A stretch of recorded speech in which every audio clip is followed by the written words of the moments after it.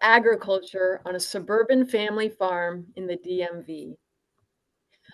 I'm just going to read this pretty quickly because this answers one of our biggest why do we do what we do. About half of all American adults, 117 million individuals, have one or more preventable chronic diseases, many of which are related to poor quality eating patterns and physical inactivity. These include cardiovascular disease, high blood pressure, type 2 diabetes, some cancers, and poor bone health. More than two-thirds of adults and nearly one-third of children and youth are overweight or obese. Trends in food intake show that Americans are not consuming healthy eating patterns. So I looked up that buzzword. What is a healthy eating pattern?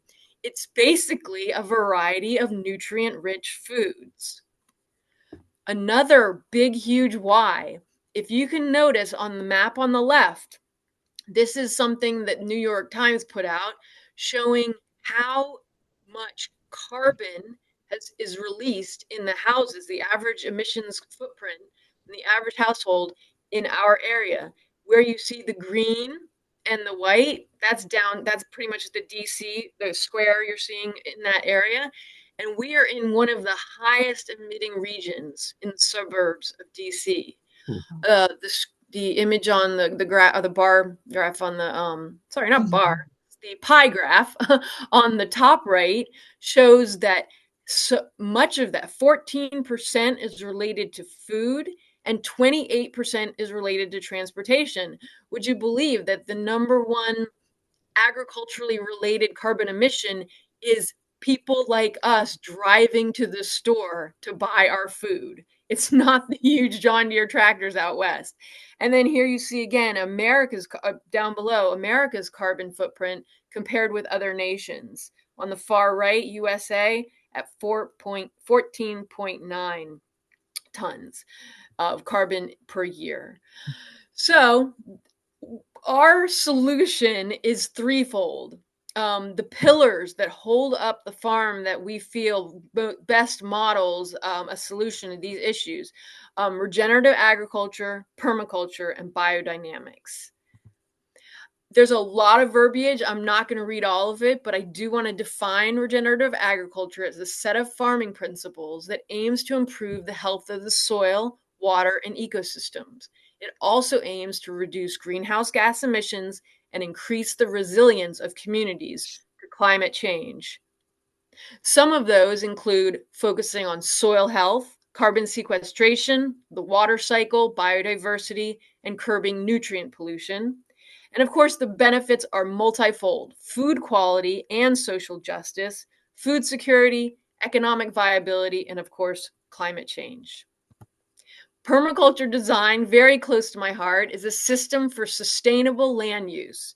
It's based on the idea that mimicking natural ecosystems can help people meet their needs while reducing waste and energy use. It stems very deeply in indigenous knowledge of observing natural patterns, honoring the land, and sharing knowledge. Some of the goals are to create sustainable communities that meet basic needs, mitigate the effects of climate change, minimize waste, energy use, and human labor, and maximize the benefits of design, always focusing on relationships and positive exchange, and regenerate damaged land. I love the fact that permaculture design is based on the idea that the whole is greater than the sum of the parts.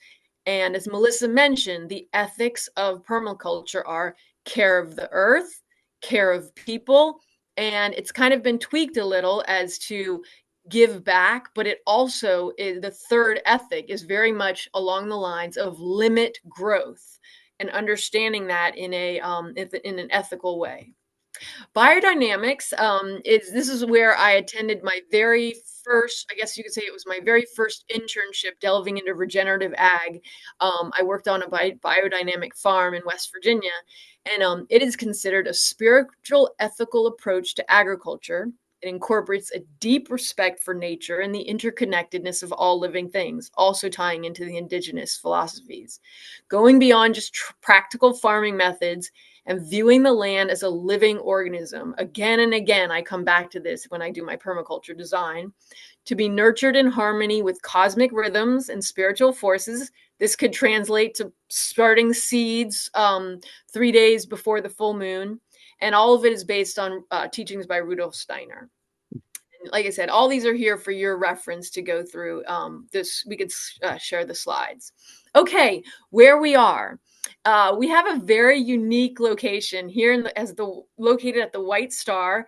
We are smack in the middle of an area that's bordered on one side by the largest agricultural reserve in the country, and on the right side by very, very getting to urban area with many schools that are considered food insecure. So this is also what leads to our impetus for working with the Farm to Food Bank, which I'll get in another part. And so basically a little bit about why we found the place we did and what it's like. It is 4.75 acres. It used to be a 200-acre property owned by the Higgins. It's one well and septic. The house is 120 years old. Wow. It was originally advertised as a tear down. And then, of course, we said, oh, we have little kids. We cannot take this project on. When it was re-advertised as a fixer-upper, we're like, sure, let's do it. So the naive young couple we were. So we moved in. It took us about 3 months of renovating before we could even move in, even though it was lived in by renters for about 15 years that never fixed anything. It broke, they left it. There is a 1,000 square foot pole barn. It's in the, you can see it in the top left picture. It's kind of hidden by a bunch of cedar trees. We are in the RC cluster of zoning. That's rural cluster, or sorry, RC zoning, which is rural cluster. And we did gain agricultural assessment, meaning we showed proof that we sold over, I believe, $3,500 worth of produce in a year. And then we were able to get basically a discount on our taxes, because some of the land is not assessed as residential. It's assessed as an agriculture, as a farm. So 10 years later, this was the start of my permaculture design. And as you can see, the only thing we really tackled was the massive cedar trees that were right around the house and around the barn, which is in the top right of the yellow quadrilateral. And we did actually start putting in some gardens as well. So this is, but as you can see, from 2005 to 2015, the amount of growth. And that kind of was part of the work that we did, the challenges, trying to reclaim, as I labeled the slide, reclamation of a derelict homestead. All right, and here it is in 2025. This is always so exciting to see, because you're like, wow, we really made a dent. And this is one of those inspiring things where you can say, oh yeah, so I'll show you some of these improvements, but this is really starting to look like that organism. In my eyes, I kind of know all these parts and how they interact with each other. And note on the far right, we have a fence there that previous neighbors put up, but we're very, very much suburbia. A house behind us, that was a subdivided property that the owner of the original property made for his daughter. And the house to the right, that was another neighborhood. Interesting quick story. The neighborhood on our left is called Bondbrook. The neighborhood on our right is called Haddonfield. The person who sold us the property was 90 years old, and he told us he used to hunt with Mr. Bondbrook and Mr. Haddonfield, who were farmers, on Thanksgiving Day. So this is a classic example of suburban sprawl and how farmlands are being relinquished to developers. And so for us to be able to reclaim this, it's to me, it's a very powerful message that, yeah, more of these need to sprout up. Okay, how we got started. So we have depleted land, and we are trying to, once again, take advantage of the area we're in and minimize our carbon footprint as we reclaim our land. So we did some massive local material acquisition and closing of waste loops, everything from horse and goat manure from local horse farmers. They would rent dumpsters, and they bring the dumpsters and unload the dumpsters. That becomes part of the compost pile. Leaf grow for soil amendment, plant propagation, over probably 100 wood chip dumps at this point, used for everything from sheep mulching, poultry litter, compost. We make biochar. We build hugelkulturs. I'll go into that later. And then, of course, recycled concrete for vehicle access and drainage. Back then, they did not have any big machinery. So it was like the house was not graded appropriately. So water would pour into our basement in big rains, which were more and more frequent. Basalt rock dust is one of our big amendments, topsoil, fill dirt. And we basically connected with the local Whole Foods store. You know how food on grocery shelves looks perfect. Well, the reason why it looks perfect is because a couple individuals in the cold room in the back, they're clearing all those ugly leaves and basically taking out anything that doesn't look beautiful. So we would collect 50 gallons of that per week and feed it to the animals when they were clearing the brush, as well as compost it. We have a relationship with a local bakery. They buy not GMO-free grain, and we make donations of the bread to the farm to food bank, as well as feed and compost. All right, so how I'm going to structure the talk on our far right is going to be housing, center, water, left, food.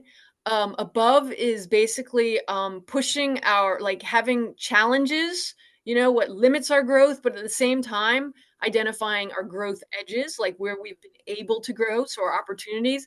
And if at the bottom, this is the community that has allowed us to be to grow. In 2013, this was our house, maybe 4 layers of insulation and a plaster kind of falling off of the back addition.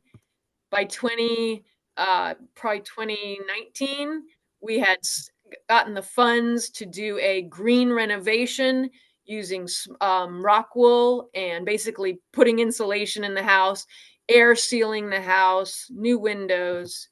And then this was by 2024. And then on the right, you can see kind of the backyard, massive difference.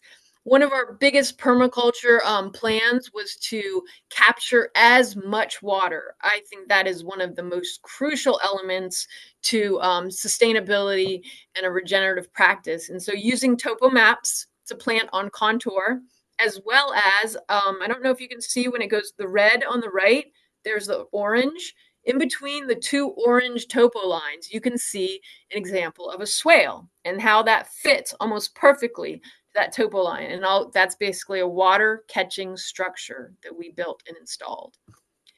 And there they are. That's up close.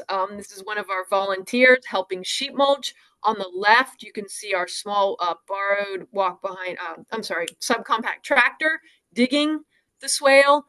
Just 1 hour, one maybe long rain event fills up about 2, maybe 18 inches deep, 18 inches across. And what that does, it creates a big balloon of water and irrigated area downhill from it. It's extremely effective. We had amazing growth throughout the years on that swale. Here's another big effort toward water catchment, turning all impervious surfaces, particularly roofs, into potable catchments. So we replaced the asphalt shingles on our main house with metal, and we started collecting IBC totes. And this one actually feeds our high tunnel. As soon as it rains, there's a hose directly attached to this, and it goes right to the high tunnel. If you do not put rainwater on the soils of a high tunnel, they'll start getting too high in salts. You won't be able to grow from well water. So you have to keep irrigation there. Moving on to our food. Chickens, they have been with us since, oh my goodness, my son was 1 year old. So 15 years we've been keeping chickens. And this is where our ethics really come to surface, because these chickens have fed us. They have literally raised my children, given us, you are what you eat. So as much as possible, we try to keep with breeds that have not been commercially selected to not reproduce. So most of our breeds, our main breed is Icelandics, and they are a landrace breed. So they're all different colors, and they've basically been selected to be thrifty. So that means as little grain as possible.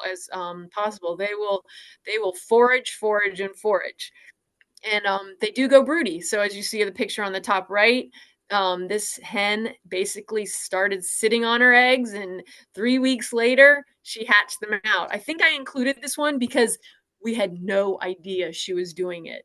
And that's when I thought, okay, it's been about 7 years. The farm is really running itself when things like that happen. You walk in to feed your chickens and they go beep, beep, beep, beep. We have chicks. In the bottom second picture from the left, that's our coop. That's a mobile coop, so we don't exhaust any one area of the farm. It's based on a 1920s design called a Woods, Woods coop, where the air comes in low, exit heat rises, so any kind of buildup of ammonia from their waste goes out the windows, and they're much, much happier. No direct breezes on them, which in the winter can be really fatal. And we always do have flocks. We've had flocks from size 5 to 75 hens. I always call this nature's gateway drug. Talk about exposing families who aren't used to, I guess, communing with nature and getting into a rhythm of nature's rhythms. Get chickens. More and more counties and neighborhoods are allowing them, especially if you keep the roosters out of the picture and you use mobile coops. But over and over, I have experienced the joy of children, some adults, mainly children, of being with chickens. All right. While we were clearing a lot of that land you saw in the 2014 or 14 picture, we use kuni pigs.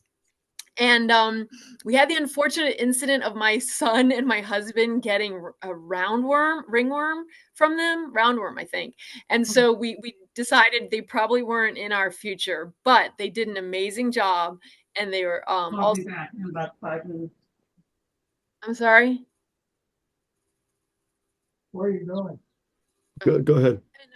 And then we also kept goats for that same purpose. We did milk them for a time, and they had a wonderful relationship with the chickens because the chickens, after the goats, basically their manure would be a source of larvae, fly larvae, mosquito larvae for the hens. So wherever the goats were, the hens would come along and they'd say, oh, we have food.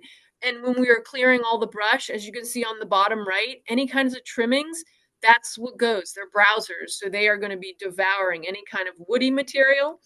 And yeah, happy and very, very fun. I have a feeling the top right one, those goats did not like that hen shying away. And we built a straw bale structure. We love green building. We've built an earthship in West Virginia on our property we have there. And so this was just another tweak. One day we hope to do some retrofits with straw bales. So this is our ducks. We only have kept Muscovy ducks. They're we love the fact that they're quiet because we do live in the neighborhood. My husband, Jesse, he'll basically he hunts, so he knows how to harvest the carcass of harvest the duck, and the meat is like deer meat. It's a very rich, healthy meat. Um, and then they also lay eggs as well. And they, of course, their number one use on the farm is basically eating all the pests, the plant pests. And then moving on to the community side of things. So this is basically, I consider the people who give us grants a part of our community, because without that monetary funding, we would be years behind where we are. So the very first one was back in 2019 with the USDA NRCS EQIP grant. They have given these all over the country. It's basically $7,500 for a high tunnel. We saved the $3,000. It took us a year, but we completed the construction of it ourselves. And on the top left, you'll see the hugelkultur. So as I mentioned, I'm pretty positive that there was not there wasn't any compost or materials brought in to the original farm. So the ground was compacted. It was, even though it's a clay loam, it was it was more clay than loam, like it had been washed away, or wind erosion, soil erosion. So what we did is we did a hugelkultur. We buried logs, then large branches, then small branches, wood chips, finally manure, and then compost, and then finally manure. I'm sorry, take backward, manure and then topsoil.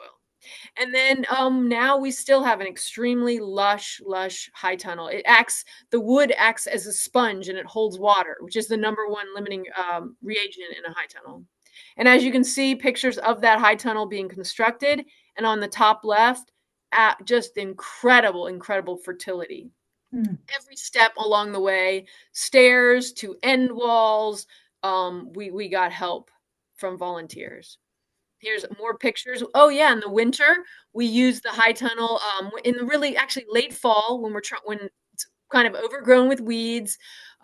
Nothing's really producing anymore. We turn it over to the chickens and they do what they do. Imagine their feet as little micro tillers. So no damage, no destruction of soil structure, but they're eating all the bugs and they're basically churning up and killing all the weeds. On the top left, you'll see the solarizing from silage tarps and some of the productivity of cucumbers, amendments here. And we use something called a broad fork, and that loosens. It's almost the same thing as a subsoiler, where it's breaking the lower layers but not pulverizing them. And once again, another spring. This is actually spring greens, most of it. Some carrots, kale, spinach. Just delicious. I'm getting hungry looking at this. All right, another grant. We've gotten these almost every year. This is from Montgomery County's Manna Food Bank, and this purchased a $15,000 of the BCS walk behind tractor and lots of implements. You can see a mower on the left and a compost spreader on the right, as well as some grow room lighting, rack supplies, and garden tools. And then another year in 2023, there was an infrastructure grant. We have that 1,000-square-foot barn. As you can see in the middle picture right here, it was just completely filled with vintage equipment, can we just say? And we gave a lot of it away, or we, repurposed it. But we really wanted this space for, it has no water because we don't have septic permits for it, but it's a great lodging. And I believe someone on this call might be staying in this in a day or two. We do plan to have this one day be completely off grid as a model of a carbon negative lodging. So super insulated walls and roof, hydronic heating run off solar hot water heaters on the south side, and net metering. So any solar panels that we install on the roof, this roof up here on the top left, I'm sorry, up here, that's all facing south. So any excess electricity would go back into the grid. All right, this is more recent, 2024, last year, we were able to power up our home. So of course, 120-year-old home, we only had 200 amps. We need to bring the electric and the potential net metering out to the barn. So we were able to do that. We have outdoor outlets at the barn, refrigeration for a walk-in fridge. And we also now annually, it's really easy to receive a quick $13.50 to purchase all of our seeds and hire labor for soil preparation and planting. On the left, we tried teff, which is the basically the grain used to make the Ethiopian bread called injera. And then on the right, annual rye, extremely productive and quick growing. And then we were really excited about two of our plots, winter oats. These are all the uses. I won't go through all of them, but every cover crop really has its niche. And we're starting to learn just by trial and error, because every soil and every soil type and for every farm and locations are different, what really works. And when I say works, that means when you find it in the spring after those 7-degree nights, and it's gone through all of the winter kill, is there a mat covering that soil so it's basically insulated, protected, and the microorganisms are still functioning? That's what's really going to give you your burst of fertility and help your plants thrive. All right. This was a really exciting grant we got in 2022. It's a 3-year, $30,000 grant. And basically, it allows us to run tests on different applications to optimize carbon sequestration.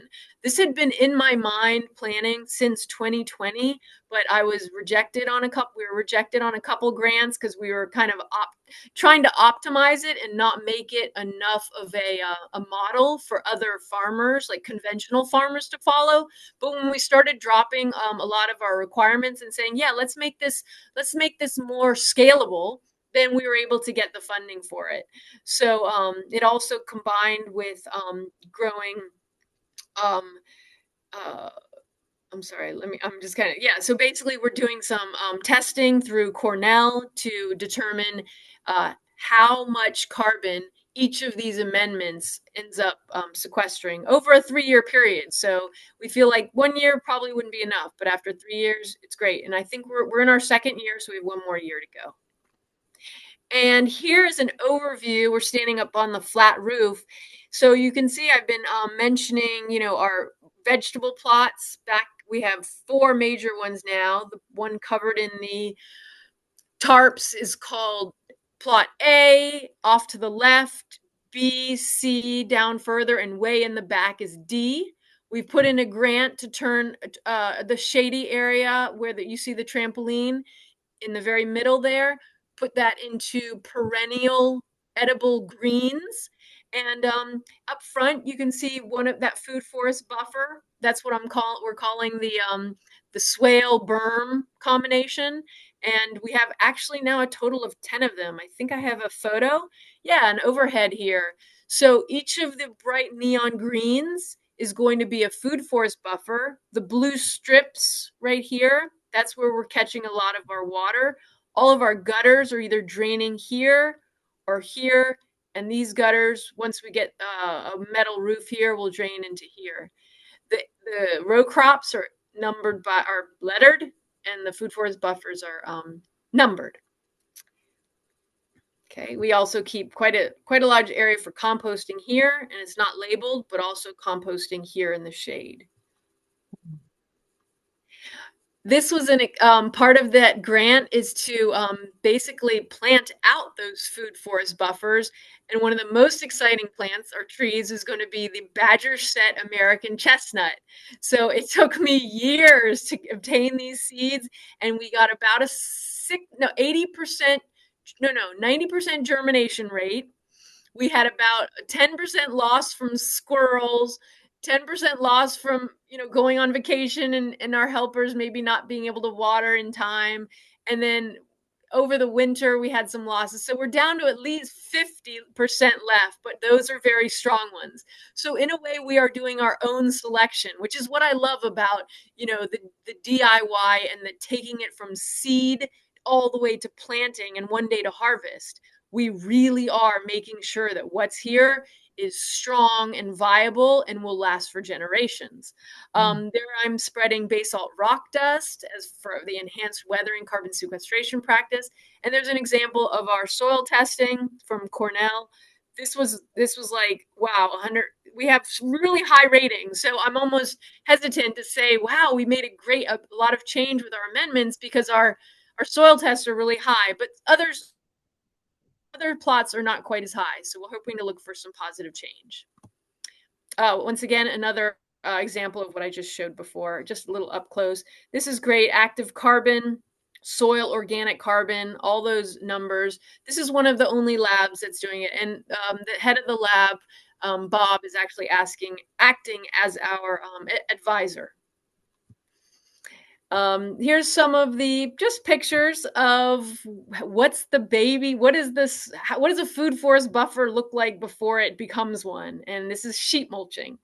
And this is hazelnuts from Rutgers that are planted every about 15 feet. And they've doubled in size in a year. Here we have basically our spring verification check. That's our grant manager. And Bill Tharp also, he offers the small acreage cover crop grant. They're doing some visual evaluation of the soils. We have woofers who are volunteering, planting trees, and my son and his friends solarizing for the buffers. And one of the amendments that we make on site is biochar. This is when I was speaking of work parties.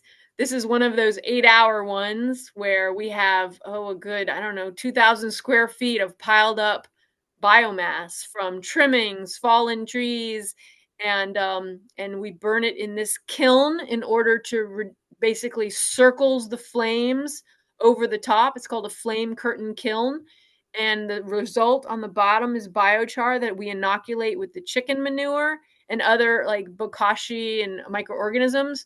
And on the left, you see the hand spreading in the fields. One of our grants that's currently active right now, we're working on, is to install 200 square foot walk-in fridges. There's a couple different renditions, but this is going to be in our barn. It will have outdoor access, so people can drive close by and we can unload our produce on pickup days. And here's an example on the right of how much work goes in to making sure we can afford to complete the project on the funds. Our concrete floor was like $8,000 over budget just because, they couldn't give us the entire requested amount. So one of the challenges I'll just say right now is, financially balancing our goals versus what we can afford as a family. Amazing. And here, well, speaking of money, here's one of our major income streams. I'm not really nervous about sharing what we earn. Some people in the farming community want to keep that really private. It's not a lot, but with the grants and with the volunteers, thank you, freedom. Basically, we're able to make a profit, and most of the money goes back into the growth of the farm until we can say we are truly regenerative. We are working on a sustainable pattern. It's going back in, and we're proud of that. We're proud of that growth. That's our quarter. Corporations have their quarterly earnings. Well, that's ours. How much is going back and growing our farm and creating the model that we intend? And here's our volunteers who we absolutely love, who come and pick up. Most of them drive hybrid or all electric cars, and they come and pick up and deliver to mosques, synagogues, churches, places like the American Vietnamese Center, all over, mostly Montgomery County, but some even closer to DC. And then, of course, another income stream is me not having to pay people labor. So I'm just going to over 1,000 hours in some years annually. And I'm just going to scroll through these. You'll see some of the work that we do. On the left is a wheel hoe, a lot of weeding, pruning, everybody, lots of great conversation, spreading compost. This was our hemp crop on the left. We grew CBD. This was our high tunnel raising party where we got the plastic on. Feeding chickens, transplanting, harvesting. I mean, it just goes on and on. These are our Malabar spinach towers, putting up shade, fences, electric fences, privacy fences. Oh, even interns now we're into the homeschool cooperative. Even people as young as 12 years old doing apprenticeships from their school coming out. And we did run a twice a week homeschool cooperative during the pandemic for about 2.5 years. It's still actually going on, but I've pulled out as the main leader, and another woman runs it as the main leader. But the quantity of children that have come out to the farm. This was our maypole. I don't know if you can see it on the bottom left on a maypole May Day festival. And lots, all ages, babe in arms and working together. Moms, these two moms are actually pregnant. And there's my son on the left, more watering. This is one of the bigger group pictures. We also took advantage of the state park. Here's the co-op and that's another income stream. She's renting the property from us once a week. And we use the Seneca Creek State Park for basically nature immersion and natural resources, understanding all about the wilds. There's an example of Seneca Creek, a nice beach we love to go and visit. Kids swim and fish there. All right, now moving into the umbrella part. What are some of our challenges and growth edges?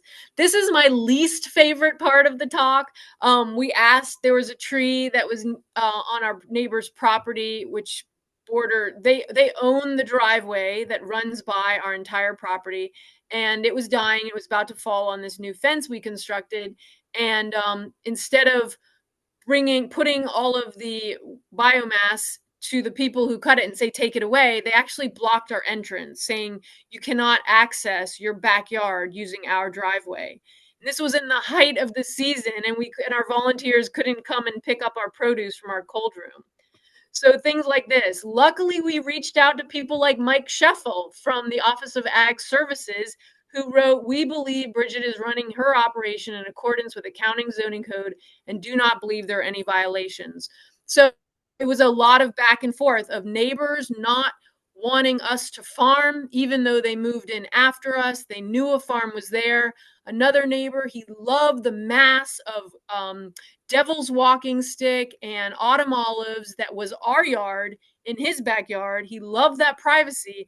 And when we started clearing our backyard, there was all kinds of issues that he wanted to raise about us farming because he wanted that privacy.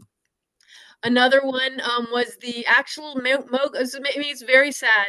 The Moco County Council members actually killed a small farm-friendly agritourism ZTA 2309. It was initiated by the state that said, hey, these small farmers, they need to make other income. They should be allowed to host, to some extent, some kind of agritourism overnight stay. So we had hip camp. Neighbors heard about it, complained. And then we had to shut it down, and then they killed the overnight agritourism in favor of only properties 25 acres or more could have it. And we were only asking for one.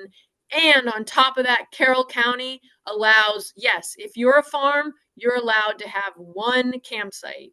And that was at one point, I think it was about 30% of our annual income. We were getting so many groups in, never had any complaints. They all followed the noise ordinances in Montgomery County. And so it's really sad. Sometimes the money in the ag reserve, the idea that, hey, the farms are a tax shelter and we want to preserve the pastoral effect in our own backyards and not bring this in, that's what gets passed. That's the ruling, even though, in my opinion, it's not legal because we're a farm and the state passed the ruling that said it was okay to have agritourism. And here's some more positive growth edges. New grants coming out from Nature Conservancy called Catalyzing Agroforestry, and Compost Crew, a local company that collects food scraps.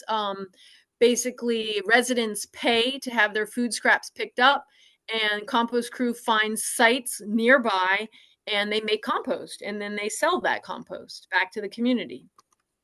Here's another area that we're hoping to get more funding to finish off the barn into what we want to call the Harvest Pantry of Darnestown. So it would be a small aggregation center for any homeowners who are wishing to, and we have a lot of small, like, domestic gardeners in our 90 homes that surround us, that grow their own food and have excess. And my neighbor asked me, hey, where would could I make my own hot sauce and sell that? And I'm incredibly encouraging of that because, what if we created a local food economy? And this would be the hub of it. I also am really looking forward to one day teaching classes about what we do and what we've learned. And here's the existing cold rooms that are in process right now. And Bridget, I just want to make sure we leave some time for questions too. Sure. We're at the tail end. A chicken of the woods, what we're named after, some of the beautiful elements that Wow. keep us going. Our chickens and a 12 different, I guess you'd call, greens salad. And then the family and family farm. My husband, my mom, and my two sons, and our dog, Siri. Thank you.